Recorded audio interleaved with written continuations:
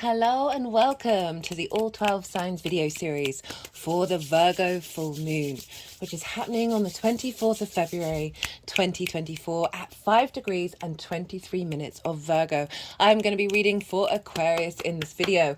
My name's Chloe. I work with card divination, astrology, and I channel energies through my body. I've been channeling physical light language for nearly 3 years now. These are the hand gestures that you see, and I've recently had a vocal light language activation. And I bring all of these things and incorporate them into the reading, right? So yeah, with the light language, right? So it's channeling energies from different dimensions to help us heal, help us clear stuck energy, and open up portals to source, to bring in download codes, activation codes, for us to get more in alignment with our soul's frequency in this incarnation. So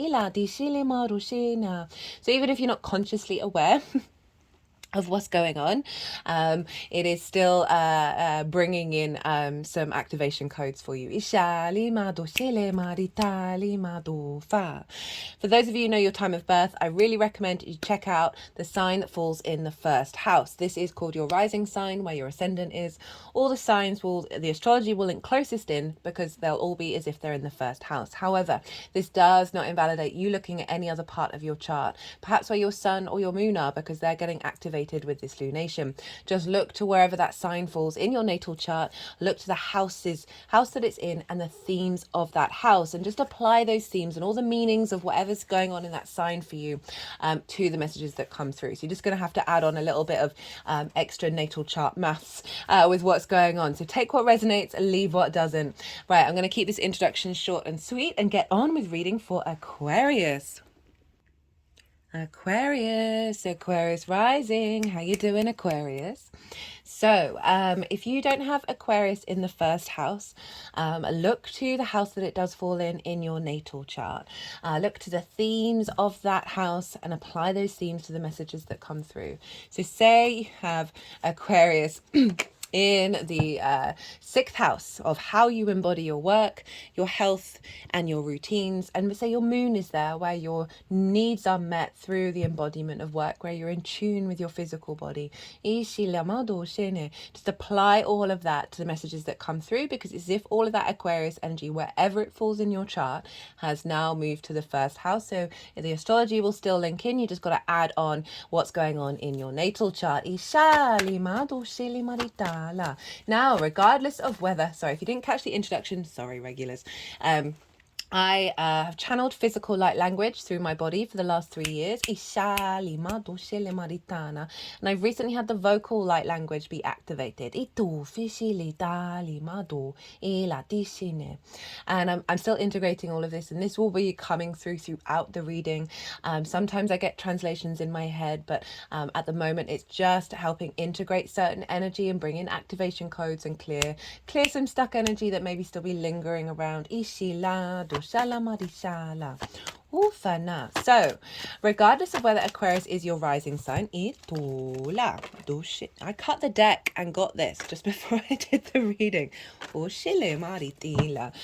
So I should have mentioned that at the beginning. I keep forgetting to do that because often the cards do show up. What was I saying? Right. So, regardless of whether Aquarius is your rising sign, Aquarius and Virgo in conjunct with one another, this is you're dealing with 6 different energies here. It doesn't have a traditional aspect, and it can be a difficult energy, but it's also fantastic. It's a wonderful energy, but it's there can be hurdles that you've got to jump over. There can be miscommunication, crossed wires. It just involves a little bit more effort, and this is because we're dealing with 6 different energies trying to talk to one another. Aquarius, you are fixed air and yang in nature. Virgo is mutable earth and yin in nature. So these are 6 energies who are like, hey, we don't understand you. And it's kind of like herding cats. Once you realize that this is what's going on, you can see the play in it. You can see the curiosity in it and understand, yes, it may take a little while to get everyone to sort of understand one another and be in flow. But when you do, this is such an inventive and innovative energy, because you're breaking out of convention. You're breaking out of traditional ways of communication. communication of the energies and bringing in sort of those 6 different energies that you're now able to play with. But it can be a bit of a discombobulating energy. It can feel like there's a lot going on from different angles that don't quite seem like they're making sense. Usually this will all settle because you're getting the activation of these 6 different energies, and then over the next 6 months they're going to start integrating with each other. So I am pulling cards for 3 different piles. The first pile is the lead up to this full moon. This is work with 6-month cycles. So this is from the new moon in Virgo. That keeps happening to me ever since I've had this vocal light language activation. I mean, I'd slip up every now and again before, but because I've had a big download, a big activation from a higher dimension, right? So higher dimensions, the speed of their frequency is faster, right? The rotations and their vibrational frequency is of a higher vibration, right? But they're having to acclimatize to the 3D, and so often you get distortions around wherever that area is being activated because it's reconfiguring. And I've got it in the throat chakra. I've had this tickle in my throat, and I'm quite hoarse at the moment, so do bear with me with that one. And I keep flipping words around. Anyway, I just thought I'd let you know, bear with me with all of this, please. So what was I saying? Oh, brainwave. Right, so from the new moon in Virgo last year, what have you been working on over the last 6 months? What journey have you been on? What inner work have you been doing? And where are you at in the lead up before the full moon? So that's the first pile. The second pile is the energy that's going to be downloaded into your vessel at the time of the full moon. So I work with 6-month cycles, as I said, and I see lunations as portals, as energy portals of frequency downloads, activation codes, both new and full moon alike, because we're always in this cycle of the lunation, from a new moon to a full moon to a new moon, and round and round and round we go.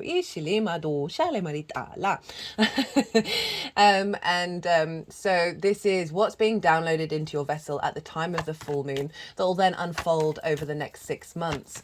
And the baseline for this energy for pile 2 is the collective reading, because that's where I get to break down the astrology in way more detail of how all the celestial bodies are talking to each other and creating a harmonic blueprint for us all. I also get to be a bit more esoteric. I get to expand on certain things in those collective readings, bringing up practices that I've found work in my own from my experience. Channeled messages. I also did a collective tarot reading as well, so go check that out if you're interested in having a deeper understanding of what the pile 2 is showing up for you, how this moon is showing up for you. And so the tarot will be linked into how this is affecting the Aquarius area of your chart, and then we often feel it. We'll get a sensation of it around the full moon, and then that will integrate over the next 6 months. The third pile and final pile is how all this energy is going to manifest moving forwards. So those are the 3 piles. Now we're dealing with a full moon, right? Full moons for me can represent 3 main themes. If there's a theme that you've noticed in your life around lunations that I haven't mentioned, do put it in the comments box. I would love to hear from you. So the first theme is trigger time, right? So we all start howling at the moon, and just generally getting a bit rowdy around a full moon. And this is because, right, this is an opposition, and oppositions can highlight where we're out of balance.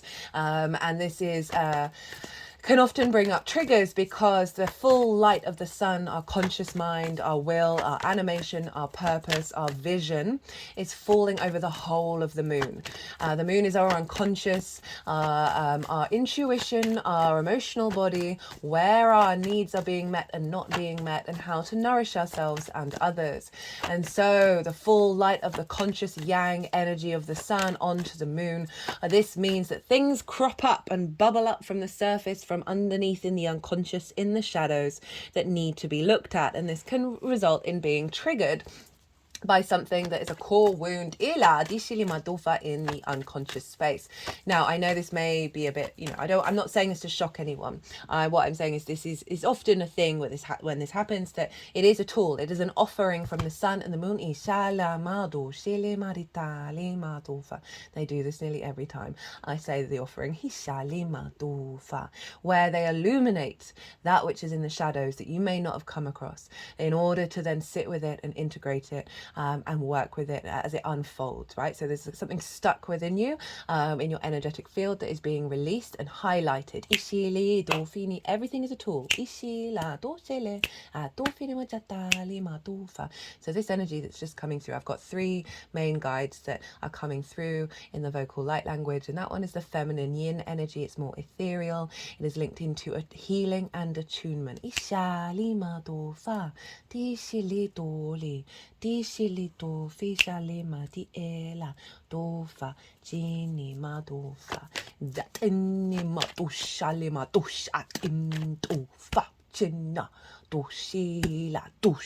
This one is the masculine yang energy. It's linked into earth protection and earth manifestation.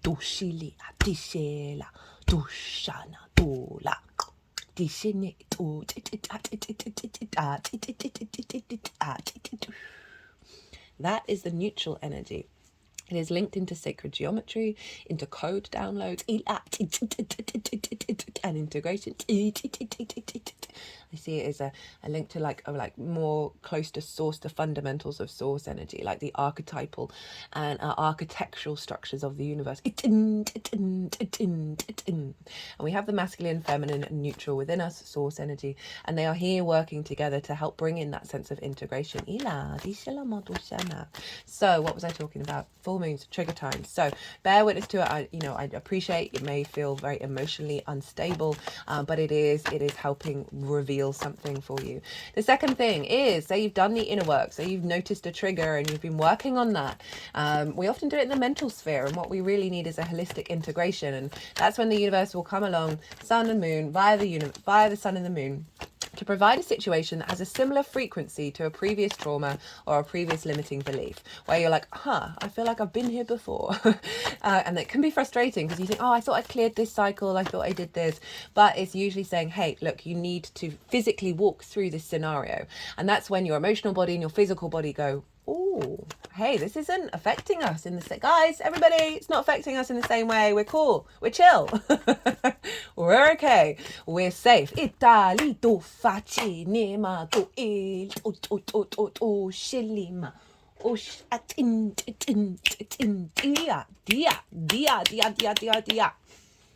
Well, they like that one. This is often a closing out of old cycles that then get highlighted by coming up in the full moon, because it does mark a completion. And saw a lot of this show up for that Leo full moon. And across the board of where old scenarios around the heart space, right? So we've got a very similar pattern here with this Leo full moon here. Sorry, this Virgo full moon. Because the Leo new moon last year, Venus was retrograde at the time of the new moon. So that Venus retrograde was imprinted into the lunation cycle. And then we closed it out with the full moon in Leo, where so many situations were coming up, linked into old response mechanisms, trauma around being valued and valuing yourself from your heart, and just not being bothered by those scenarios showing up because they're not, you're not being shaken, right? There's a strength that's been building, as well as lots of other beautiful things, but definitely saw that as a very common trajectory for everybody across the board. Now we've got a very similar thing for this Virgo full moon, because the Virgo new moon last year, Mercury was retrograde at the time of the new moon. And so in the sign of Virgo, so that Mercury retrograde was imprinted into that new moon. And so we're then tying up old cycles that retrograde helped clear out, and activating the codes that were deep within that retrograde. And so this is going to get closed out with this full moon. And the third and final one is a celebration, a completion of all the work you've done, an honoring of your being, a heightened intuition, heightened emotional flow, your needs being met and nourished by others, you meeting the needs of others and nourishing them in a really harmonious, beautiful way. A big celebration. Oh,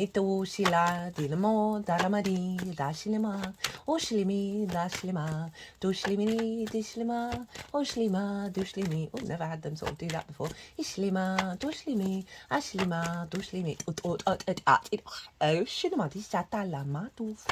So those are the 3 main themes that I see showing up with a full moon.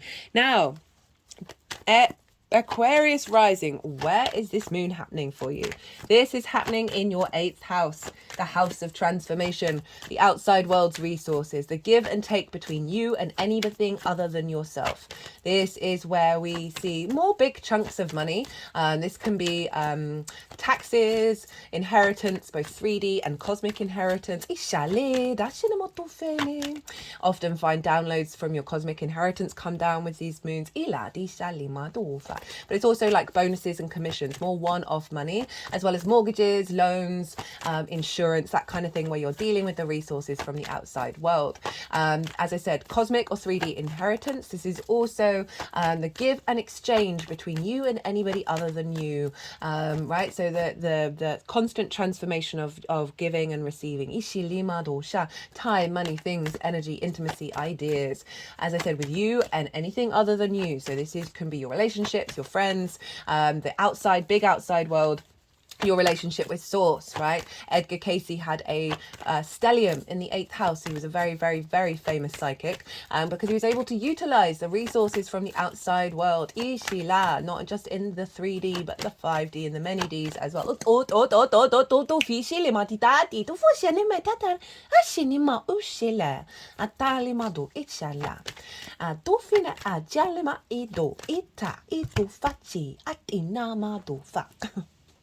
They've been very rampant in their expressions in the last couple of transits. I can't lie.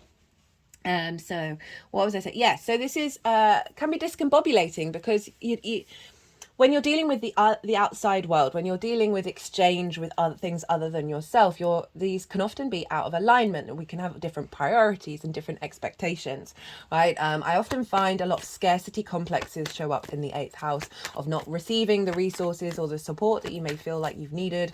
This can be where we then take too much and puff ourselves up and not look to others and not share with others. It can be a place of codependency and giving too much. All sorts of different things show up in the 8th house, but also a very heightened time of you intuitively understanding what resources to tap into with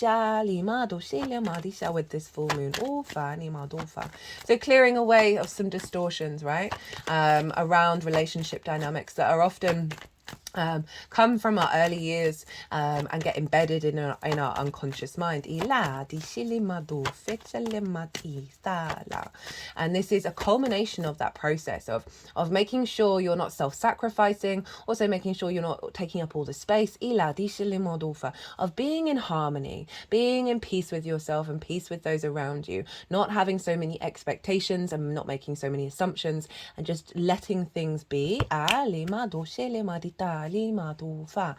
Having Virgo there, it's very observant. It can be very practical and can facilitate and utilize, but it can fall into self-criticism through perfectionism, judgment that then externalizes, and as well as sort of anxiety over of trying to fix all the things. And this full moon has really felt like we're surrendering some of that energy. We're refining the Virgo frequency that isn't going to extremes and is allowing an element of surrender to come in. And not focusing on the how of we get those dynamics in alignment, or how you get the resources that you need in order to thrive in the way that you'd like to thrive. But embodying the sensation, the feeling of it, observing how things unfold rather than rushing to fix everything, and allowing the multiple possibilities of the universe to come crashing in.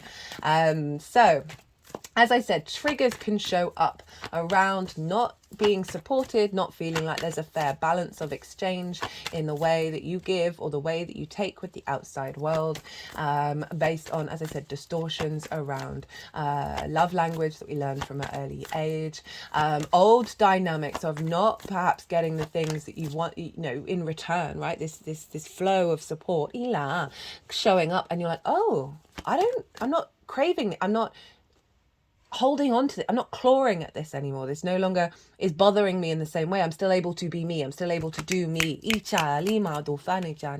And as well as a celebration, a peak of the exchange of real receptivity to the outside world's resources and the abundance.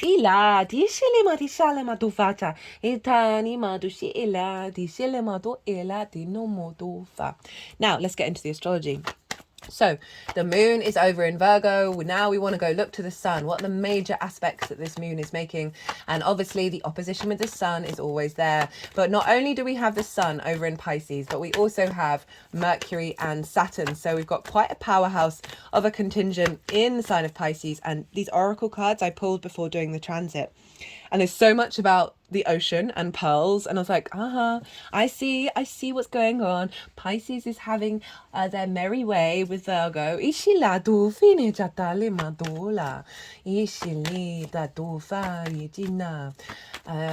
getting sort of the phrase of you need to breathe into your body and release and relax. So Pisces, where is that for you, Aquarius? Well, it's next door, isn't it? It's in your second house of your resources, right? Your skills and your tools that you have in order to manifest and bring in regular income. It is the things that you value and how you value yourself. So the sun is there shining a light on your value system, shining a light on your skills and your tools. Great time to manifest and find more clarity around upgrading your tools. But the key thing to this house is, how do you value yourself, right? So often we have distortions around this, which means we then have distorted value systems, and caring about things that perhaps maybe we should take a step back from. And also distortions around you really knowing what skills and tools that you have and really valuing them from a genuine place, because we have a lot of self-worth issues. Or am I worthy? Do I deserve this? Can I even wish? Can I even hope? Can I even manifest? And so we've got this very strong energy over in Pisces, and Mercury's there, and Mercury rules Virgo. So Mercury is impacting this moon by aspect and by rulership. So these three planets, well, one's a star, isn't it? I don't want the sun to get annoyed with me. These three celestial bodies are very close in alignment with one another. But 4 days afterwards, on the 28th, they are all going to come into conjunction with one another on the same day. This is wild. I might do a little mini reading, like pull one card for everybody. Hello. Hello, you, Aquarius. This card's been showing up a fair amount. That they're all going to come into conjunction. And what I love about this is we've got this imprint of this Virgo full moon that will then get a boost. That will then boost that conjunction that's going to happen on the 28th. All the details are in the description box because there's a lot of information. So go check that out, maybe write it in your diary and then see what shows up, because that's marking big new beginnings with that combination. And so what do I think about this combination? Well, the sun is our vision, our clarity, our purpose, right? Mercury in the sign of Pisces, traditionally in its fall, although I think that's nonsense. So I work with the Hellenistic principles from over 2,000 years ago as my baseline, but I also am very contrary and very independent and would like to poke holes in things that I don't think are fundamentally universally true. Now, Pisces, because it's opposite Virgo, and Mercury's exalted in Virgo, so therefore it's deemed to be in its fall in Pisces. However, I did a Mercury and Pisces series last year, which there's some information that is still relevant if you're curious. I talk about Mercury and Pisces, but also listed a load of people who have Mercury and Pisces, and they're all phenomenal, and they're all very unique ways of thinking. So Mercury's no longer going to be in the rational, frequency-based Aquarius. When Mercury moved into Aquarius, all I wanted to do was have content around numbers, geometry, and frequency. And I was just like, okay, I see what you're doing. But now Mercury is moving into the trickster energy, the magical, the mystical, the synchronistic, the unknown, the impossible. And now we're more moving into parables. We're moving into high haikus, poems, metaphors that you would never have thought of that make total sense, but still are a little bit left, that's like a curveball, very curveball energy. And so Mercury is able to pick out of the unknown, from the unknown, details about the master plan. And why do I say master plan? Well, Saturn is all about getting you in alignment for the long-term legacy and your commitment to it. And with the sun, our vision and clarity is bringing in this very magical energy of Pisces. Saturn, for me, is giving structure to that magic.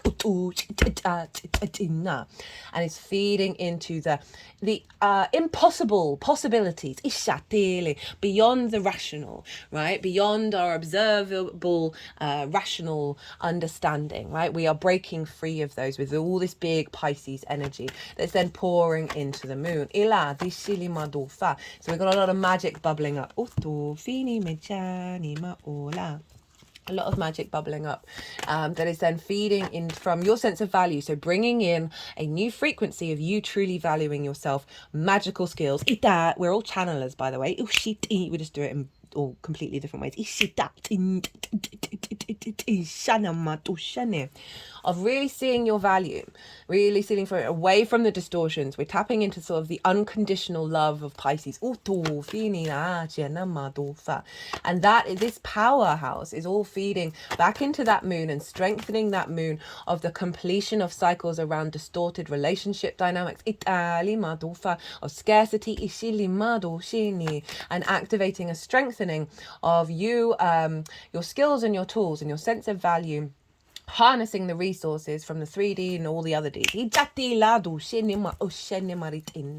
Now, the other major aspect that's going on is a grand Earth trine. All the Earth signs are being activated with this moon. Oh, did we get a flipper? No. So we have Jupiter over in Taurus, and Jupiter is in your 4th house, squaring your Aquarius energy in your roots and your foundations.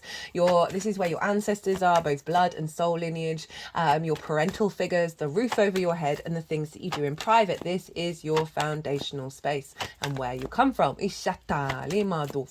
Jupiter moving through there has been expanding your sense of ease and generosity within your private space, right? This can be helping heal old wounds around parental figures, and really finding the wisdom and the expansion of connecting to your ancestors, and just generally bringing a sense of wisdom to your foundational space of feeling good in your private land. And now Jupiter is trine the moon. Trines are an aspect of Jupiter, and they are soft aspects. They're easy, they're free-flowing, very inspirational. So this is a bringing together of parts in order to expand and elevate and bring wisdom, faith and knowing. And with that confidence that comes from that, this is when we bring in the abundance, right?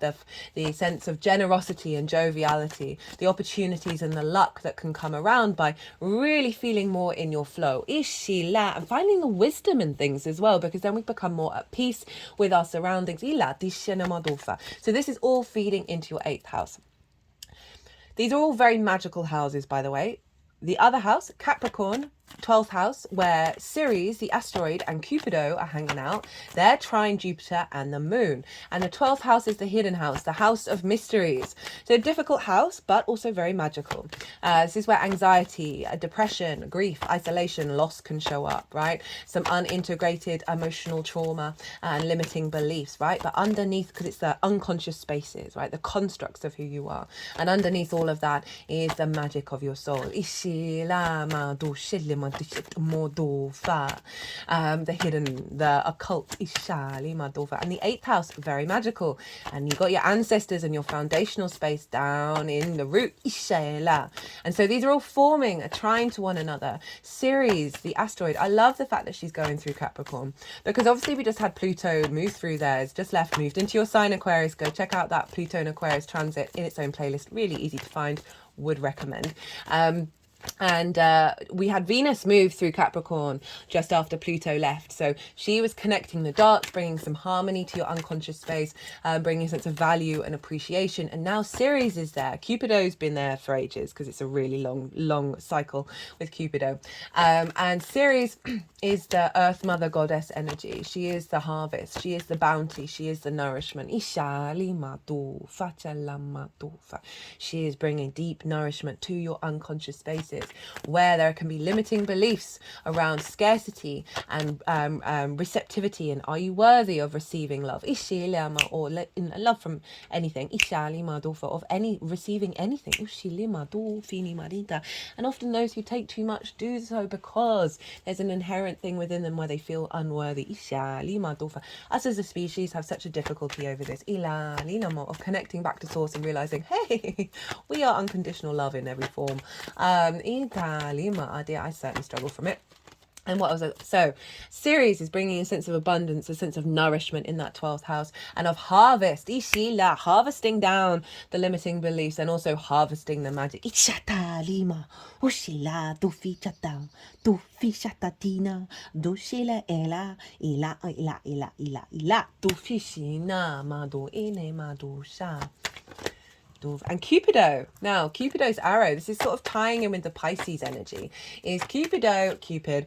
You never know where that arrow is going to go, right? It is often coming out of nowhere. It's totally unexpected. It is the irrational. And so we have Cupid helping us reconnect through love and play from an unexpected place. And with Ceres is providing the nourishment of that activation. The reason why I link it into Pisces is because Pisces is helping us break out of this idea of limitations in the 3D realm. There's an element of observe, Virgo energy, and then surrender.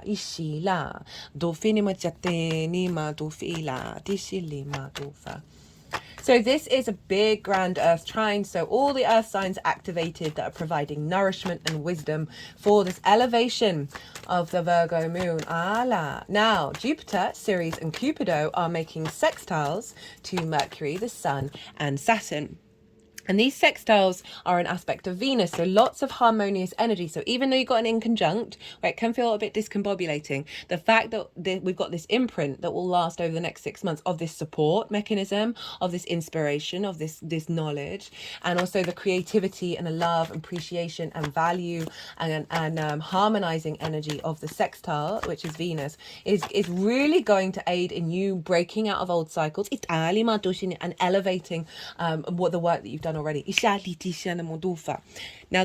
they're making sextiles to the Sun, Saturn and Mercury. So we've got Ceres and Cupido facilitating clearing out old cycles, activating your magic, which is activating that within your skills and your tools, and your sense of value, reconnecting back to source. Jupiter is making sure the grounded wisdom of your foundational space is strengthening your sense of value within yourself, which is then, the more that you focus on your own inner energy, the more you'll see that repeated and reflected out in the world. The 8th house.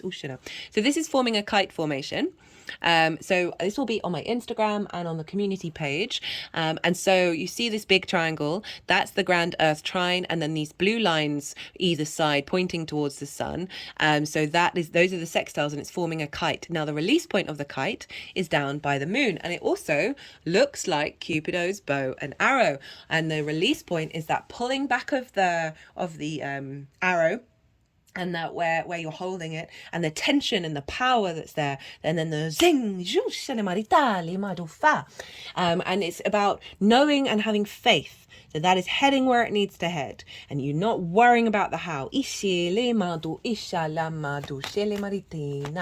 So we've got this release point, all this energy feeding into this moon, very supportive and constructive of making sure you're confident out in the world,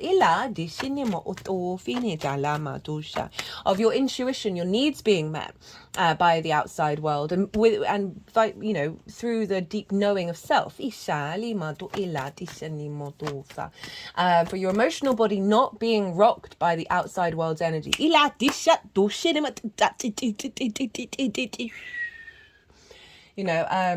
I certainly suffer from overwhelm and energy distortions that I know aren't mine, that I know are part of the collective, and that can be really draining. I'm a bit useless. I'm getting better at doing protection energy and activating that wherever I go, and it is important because we are sensitive. If we're open, if our vessels are open to receive, then there is that possibility of being drained by the outside world. So we're getting a boost here in your 8th house of not being shaken, your core not being shaken by the energy of the collective.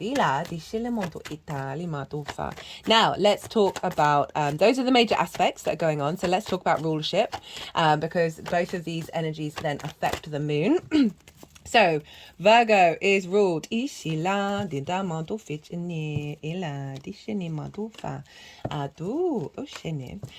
is ruled by Mercury, and we talked about Mercury because Mercury's over in Pisces, so we've got a double whammy of that Pisces energy influencing this moon, and then Pisces traditionally is ruled by Jupiter, and Jupiter we've already talked about over in Taurus, so that's also influencing doubly of that strength of wisdom, and with Mercury of the details of being able to translate it.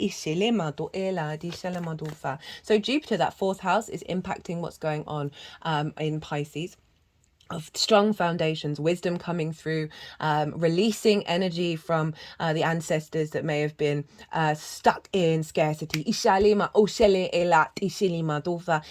that. And any distortions around seeing your own value via your ancestral work. Taurus is ruled by Venus. So where's Venus? Well, she's in your sign, Aquarius.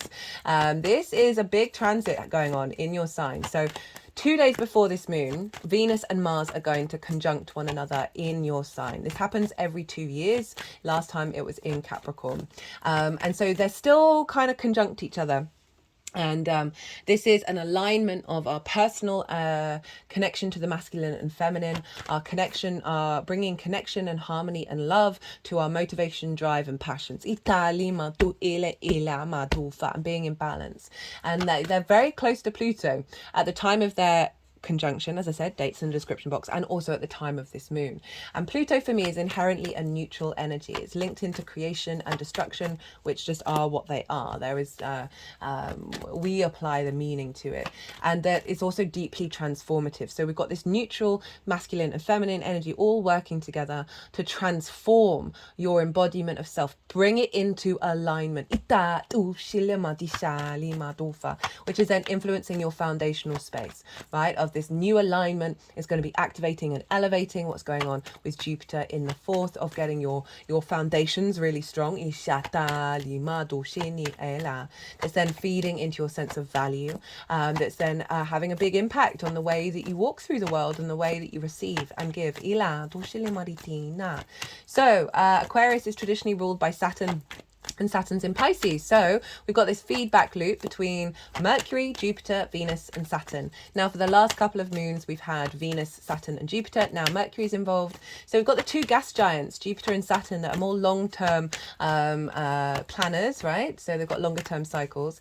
And then we've got Venus, who's wanting us to feel good in the 3D world. So we've got a sense of maturity and wisdom of thinking in the long term, and Venus of saying, hey, let's not forget, let's just feel good right now. And Mercury going, all right, we're going to figure out all the details of this, but it's going to come from the unconventional landscape. We're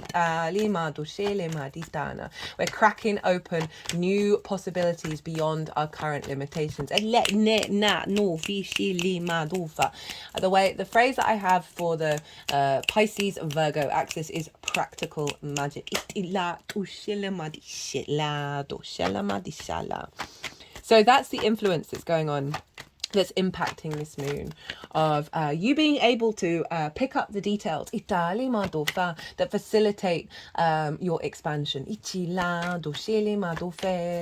through your intuition, and the clues, the synchronistic clues that are leading you to things that are linked into your soul's inherent value system, and bringing that into balance with the outside world. Okay, look to where your sun and your moon are in your natal chart, and the houses that they're in and the themes of those houses. Now, those themes are likely to crop up, maybe one or two, maybe all, during every lunation, because your sun and your moon are always getting activated. So that is going to give a bit of personal understanding beyond this general reading for the sign of Aquarius. Right, I am going to go consciously quiet now. I've said everything that I wanted to say in this reading. I break down the astrology in more detail over in the collective reading. I'm going to go consciously quiet and soften my mind, and the energies are going to move through me. They're still shuffling, so it means there's obviously some some cards that want to come through.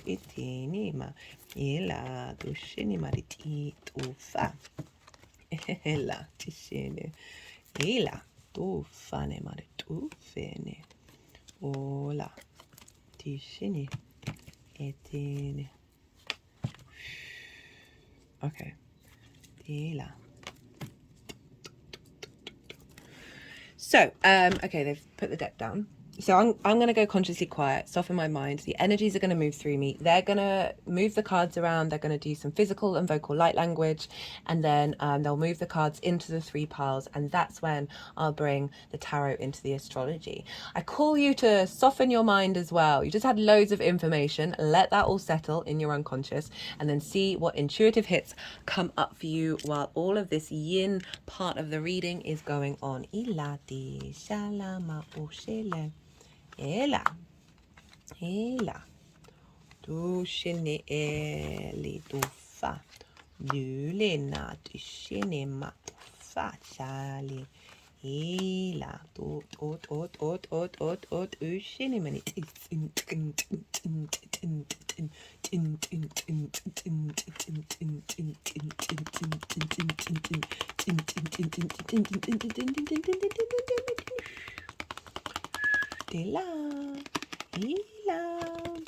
ila, tu shelema, tu fe, ela, ili tu, ila,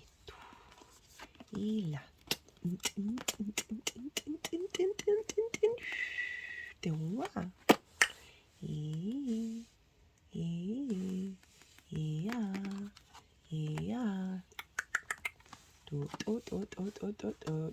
tu shilema do fina ila do etela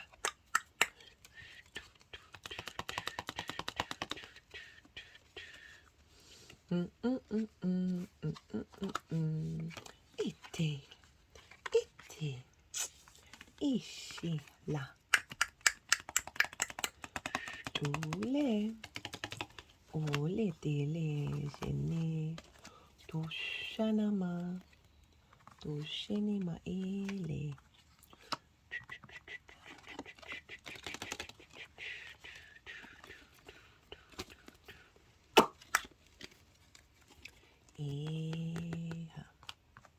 iti. Oh, he got so many cards. Dishele, dishele, dishele, dishele, tula, doshela, dishele, dishele.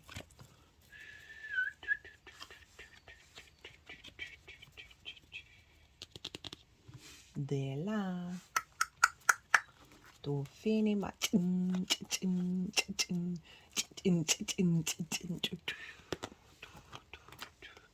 ishile lama do fini ma ela dule dishela ma doshele manitina. Okay, Aquarius, we've got a fair amount of cards here. Let's see what's going on for you in the, look at that stack. Yeah, fair, whoa. So we've got the King of Swords with the 2 of Swords, the 4 of Cups, the 8 of Cups, the Strength card, 7 of Pentacles, 6 of Swords, Page of Pentacles, the Star. Right, so I saw these as together, and what's felt like it is that it's not that there's been a block, because this is you, this is Aquarius energy. It's not that there's been a full block to who you are, but it's like there's a new frequency that came in that you've had to be in a state of pause and meditation about how to integrate it.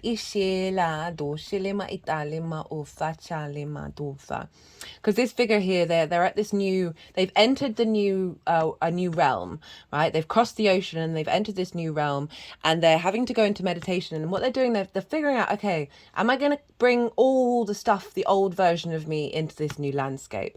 Or am I going to shift my energy? And also it feels like a recalibration around your own authority. Because the King of Swords is very in command, right? But there's pause here. There's a sense of, let's bring this in a way that's really healthy. Because you've had Saturn move through your sign, Aquarius. And that, especially in the first house, that then gives a real sense of authority within yourself when Saturn leaves the sign. And so I can really see that this is been building up of then how to embody it, right? And you spending time figuring out how to blend that in with your exchange with the outside world, because you might feel very confident within yourself, but it's that navigating those waters with the outside world. We've then got the Four of Cups with the Eight of Cups. The Four of Cups, there's a sense of so this is comparison is the thief of joy. So the Three of Cups, they're there, but they're out of reach. But this figure's, you know, sort of crossed over. There's a sense of, there can be a melancholy and a bit of a depression with the Four of Cups, but it is generally that sense of, oh, people have things that I want that I will never have. Right? You know, it really is stealing the joy with this comparison, and with the outside world, with the resources of the outside world, perhaps relationship dynamics, of just generally feeling a bit stuck and a bit stagnant, that this isn't going to show up in the way that your soul is craving. But it's come with the Eight of Cups, which means you've gone, right, let's sack this off, right? So this can often be from trauma responses, right? And love language that we learn at a very young age that may be distorted, right? So that fourth house energy of Jupiter and that 12th house activation that gets imprinted in our unconscious spaces. But with the Eight of Cups, this figure is like, right, I'm leaving that behind. I'm going to get a different perspective, because this one is got nothing to do with me. It's not attached to me. So these feel like different parts of a cycle that are all coming together. And we've got the Strength card. This is the Leo card. So this is opposite your sign in your 7th house, right? That's the intimate partners in your life. Now the 8th house is the dynamic that shows up with those and with anybody else. So we had that Leo full moon of closing out old cycles around relationships, right? The intimate relationships. And this is the Leo card. So there's an element of words bringing that. For some of you, it may be linked into that, right? And that can be business partners, friends, source energy, right? Your relationship with source. But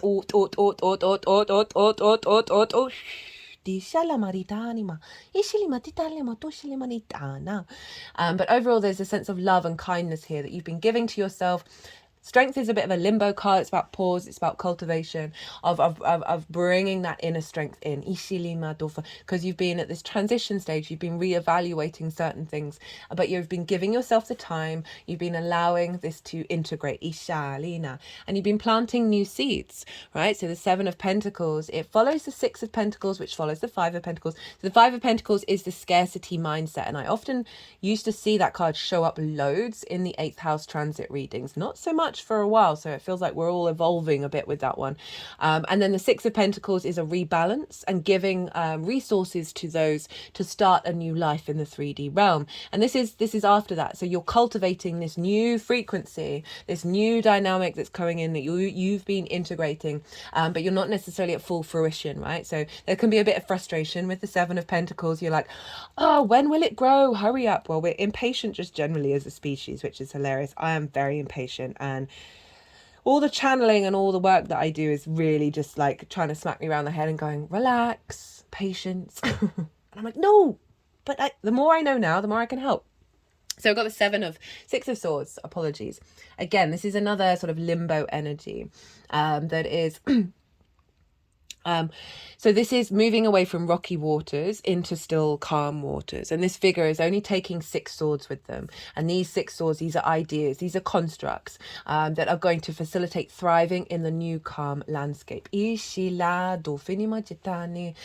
this is sort of building on that 2 of swords, of being in meditation over what to take with you. And now this is like, okay, I know which ones I'm taking with me. I know my core needs and moving into this new landscape, where we've got the Page of Pentacles and the Star. So we've got your card, Aquarius, and the King of Swords. So double Aquarius energy. Got the Page of Pentacles and the Star. So this is now being in this transition phase where you're at, is you're able to receive new messages and new ideas. You're putting these ideas, these constructs into practice. But the Page has just got into the court. Sometimes they don't quite know what they're doing, but they're very useful, they're very playful, they're enjoying the experience of play in this new landscape and implementing these ideas into the practical 3D world. It may be that there's certain opportunities that have shown up that's helped you implement what you've been working on.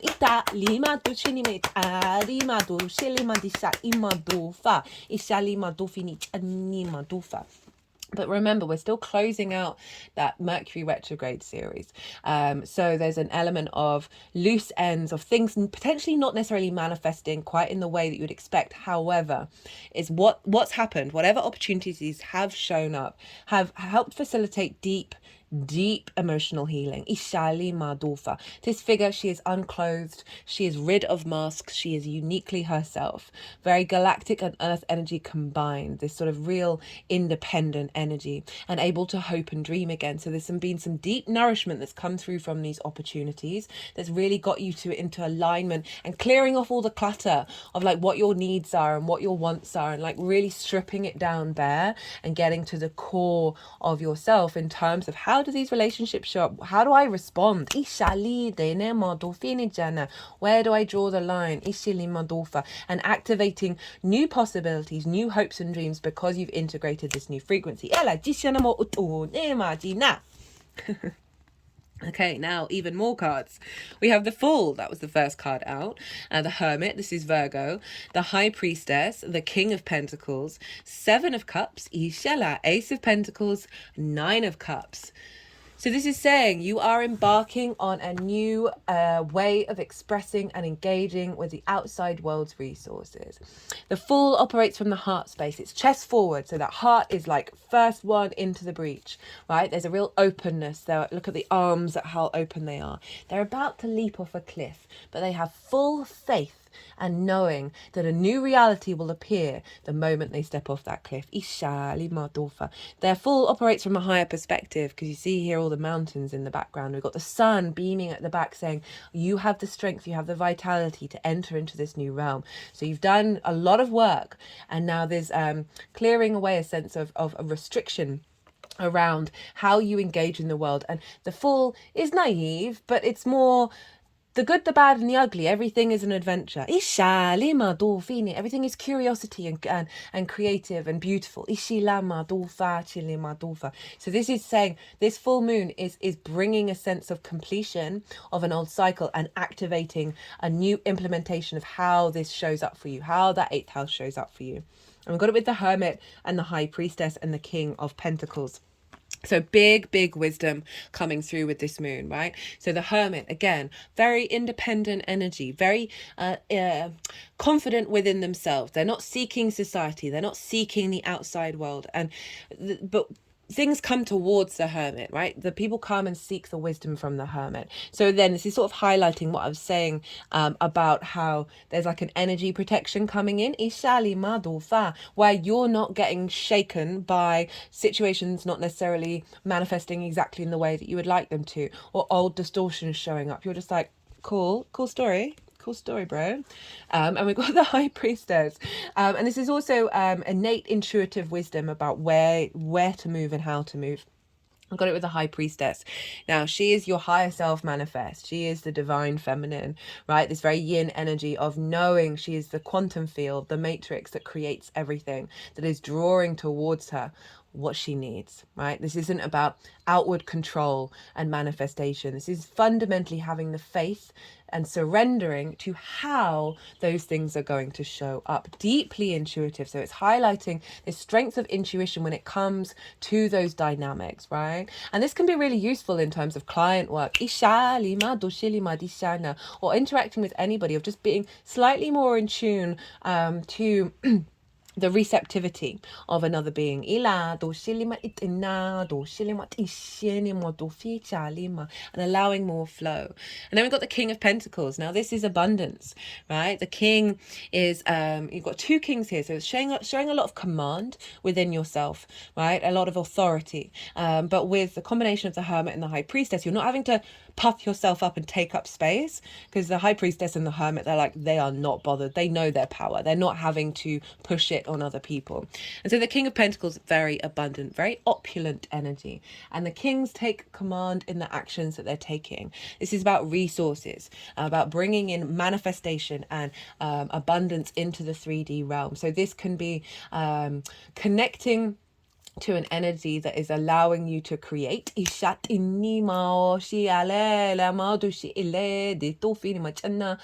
we've got the magic of the 12th house combined with the 8th and the 4th of your foundational space, grounding into a very confident, sovereign energy that is able to the intuition of the High Priestess, the wisdom of the Hermit, the clarity of the King of Swords. Was it the King of Swords that was there? Yeah. Oh no, it was the Fool. Where's the King of Swords?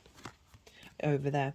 And the Fool of this heart space of bringing in new possibilities and allowing them to be brought into the 3D, into the earth energy. But this is showing that there's going to be actions taken. You're going to be taking action based on your intuition that is bringing more abundance in. Doesn't necessarily have to be in the physical material form, but certainly there's this sense of inner cultivation. Then we've got the 7 of Cups, the Ace of Pentacles, and the 9 of Cups. Now the 7 of Cups for me is the channeling card. And with that 8th house of access to the more than the 3D realms resources, your connection relationship dynamic with source. So this can be bringing in, opening and accessing a lot of the magic of your soul and your ability to connect to it in different ways.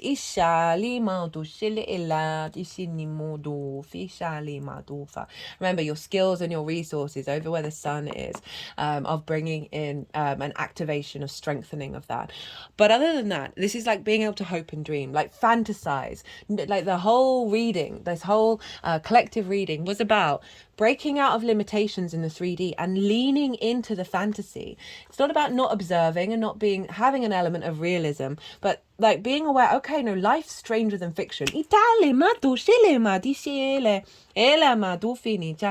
this is saying there's an activation of moving away from that 4 of Cups, of that stagnant energy of I'm never going to have anything. And this is I could have anything. We've got the Ace of Pentacles and the 9 of Cups. So this energy is activating a refreshed, new understanding of the 3D realm and your interaction with it. With all of this energy behind it. It's a big offering coming in from the universe of a renewal. This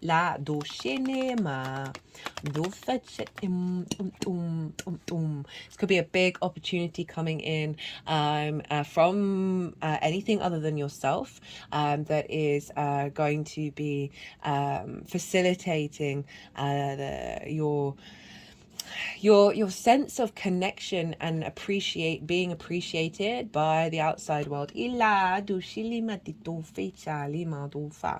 got it with the 9 of Cups, and this is, yes, it's the genie in the bottle. It could be a wish fulfillment, but overall what this is for me is inner emotional contentment, right? The sense of completion within self. And so often when we're in a sense of separation, when we're clawing at what's going on in the outside world, what we want, what we don't have, we are repeating to ourselves that we are not complete. And what I love about this is saying, yes, hope and dream for things, but it's coming from a place where you feel complete. inherently, and it's more playful.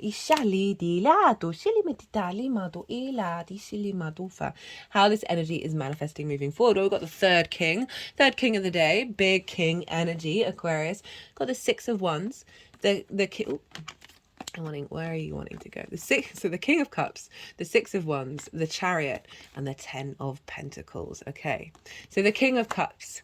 How is this unfolding moving forward? You being very much in command of your emotional sphere. So I talked about that protection thing, right?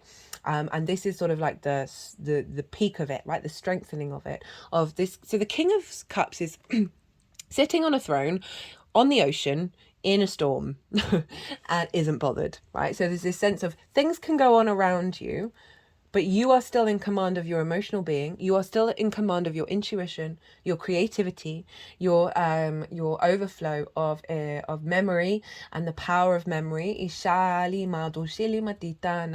being able to take action based on your intuition, moving with the resources of the outside world, having more strength and command, right? And receiving things in return.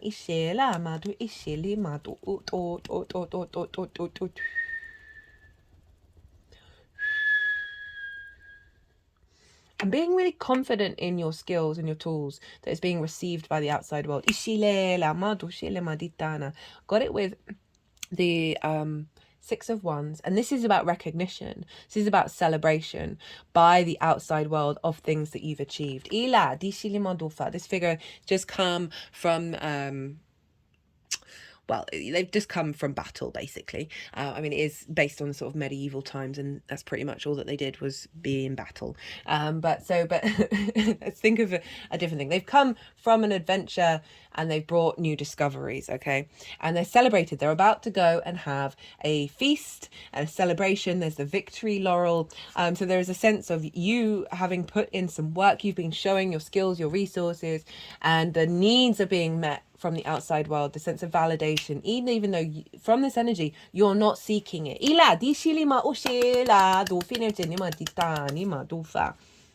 And then the Chariot and the Ten of Pentacles. Now, the Chariot is not about control. You see, there are no reins here. It's not about the over-analytical energy. It's knowing, having faith that you are in balance and that you are moving through the world, right? The Chariot is moving through the world with confidence and victory. You've got the stars and the astrological symbols, the Magician's wand, the Empress's crown. This is acknowledging the journey that you've gone on the resources that you have within you that's allowing you to move through the world with ease and with grace and with championship.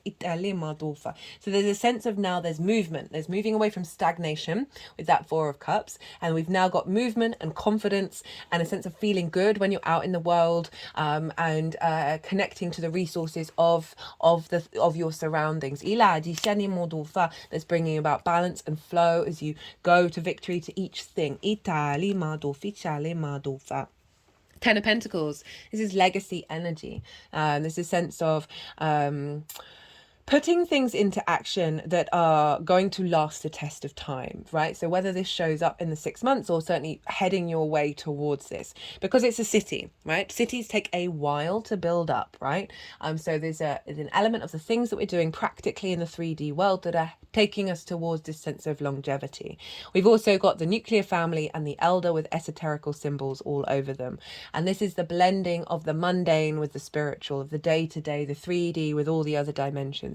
And when we do so, we are in harmony and we can create our legacy. So again, it's tapping into the fact that this energy that's coming through from very magical houses that you're going to be able to practically put into use.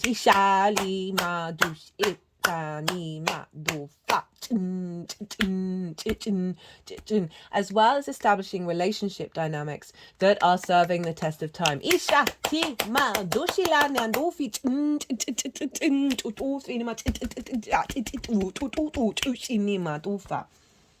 Well, sorry, my brain's just gone blank about whether I've mentioned that I've got 3 guides with me at the moment, and I think I did at the beginning, so I do apologise. Anyway, there's the masculine, the feminine, and the neutral. That one's the neutral. That one's the feminine. That one's the masculine. And they all seem to want to get involved then. At that particular message. Right, let's get some qualifiers, clarification cards, and potential new messages coming through with this deck. This is the First Light Tarot. All the decks are in the description box if any of them take your fancy. I just wanted to finish off a bit of energy work.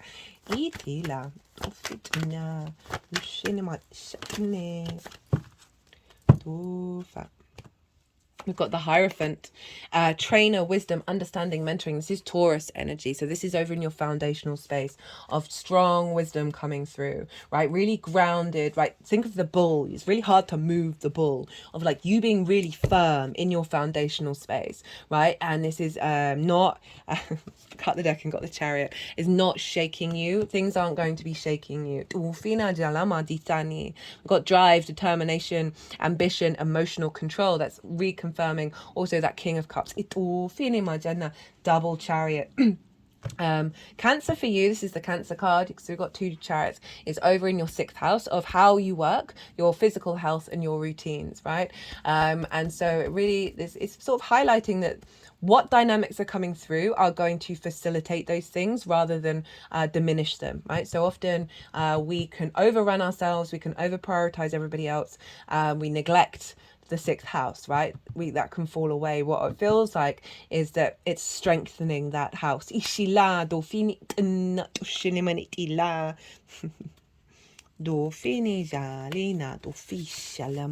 Got attraction and manifestation. I did cut the deck again before this and it said emotion, something like flow and emotional control. It's like, we've heard that message.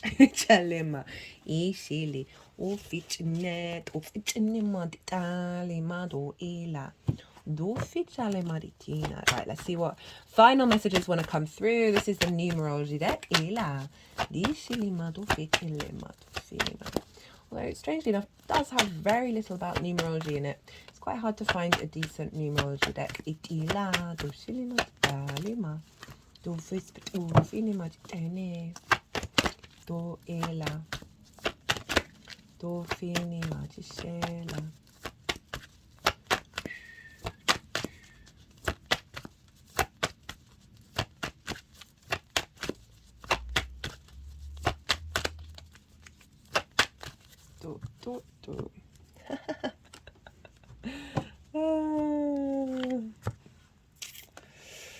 That's health, right? So we've got health and self-love. So I'm just thinking of this stuff about the energy barrier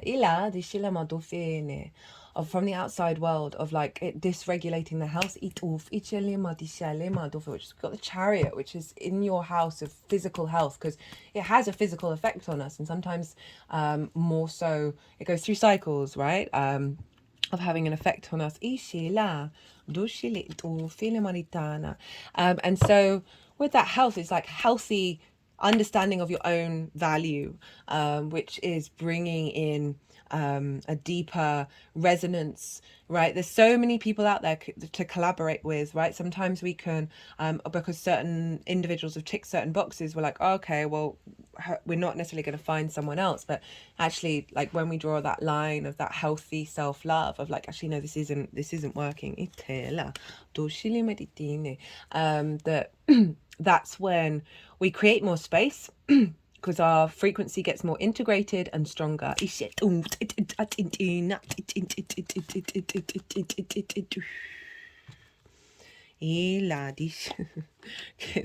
Really focusing on that end of it.